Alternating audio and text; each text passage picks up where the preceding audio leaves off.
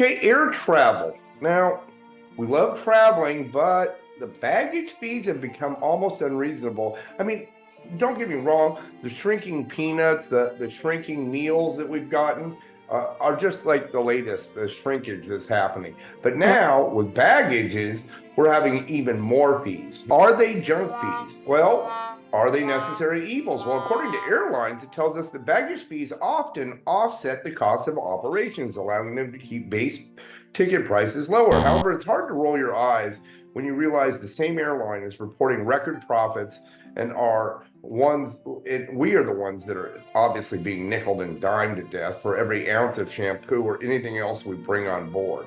All right, now there is wide ranges depending on who you are dealing with and the airlines you're dealing with.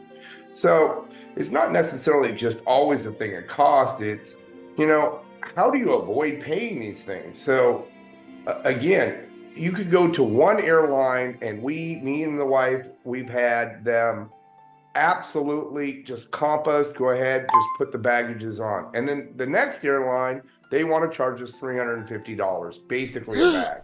So, and we should be able to take them on.